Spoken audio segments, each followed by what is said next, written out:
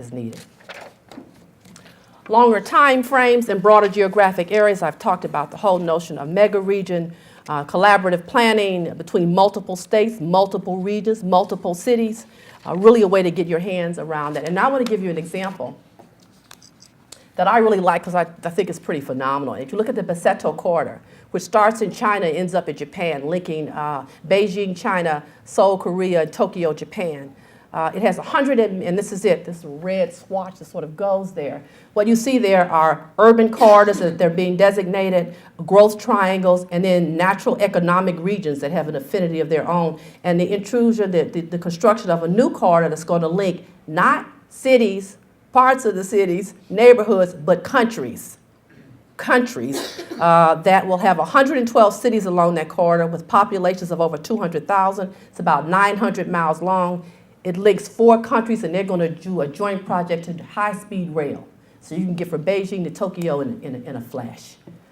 That's infrastructure planning for, I would even call that mega region. It must be super mega region, is how I might frame it. But it's one example, again, of scale and the kinds of investments other countries are making to remain globally competitive.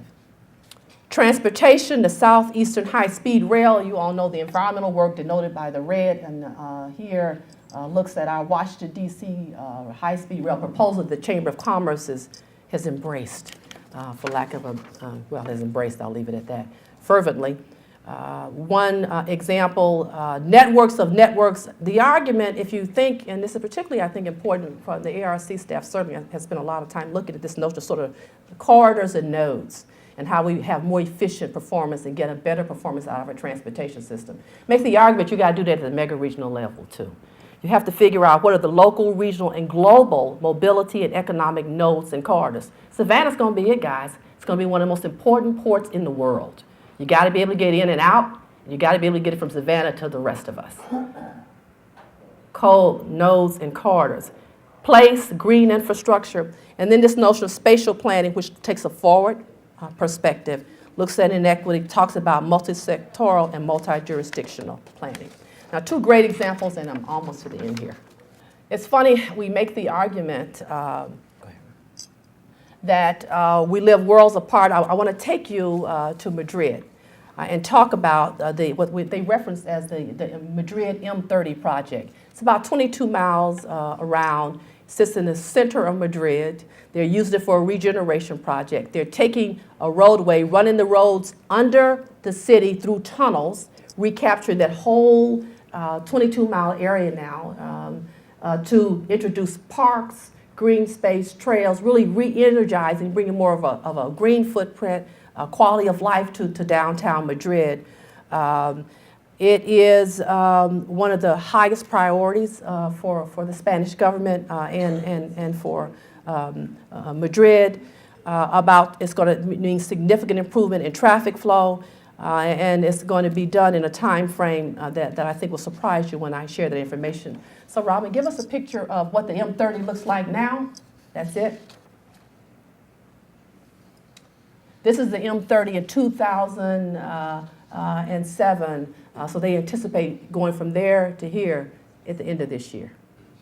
Now, this is our own comparable project, downtown Atlanta. We talked about the Madrid M30. It's the Atlanta Beltline. A bit more ambitious in terms of the economic redevelopment that is trying to engender than they are doing in Spain right now. So Ansley Mall before. Ansley Mall after, the kinds of redevelopment that's proposed for the Beltline. But here's what I want you to look at this next slide. Let's compare the two.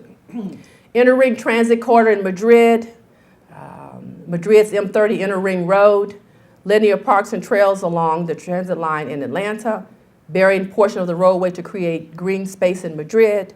The cost is $3 billion for us, thereabouts. The cost for the M30 is about $4.8 billion. That's using euro based on 2007 conversion rates. 22 miles in the Beltline, 23 in Madrid. We're going to start it in 2005, finish it in 2030. They're going to start in 2004 and finish it at the end of this year.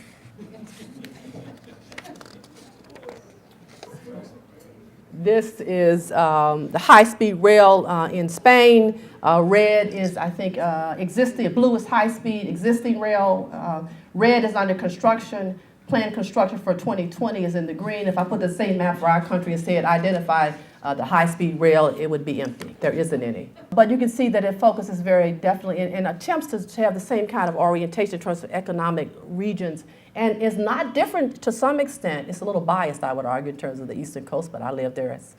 I'm not going to worry about that but so much, but a little bit. But the point is, it's the same kind of connectivity that we see being engendered and envisioned worldwide is something that we have, and we just haven't implemented it.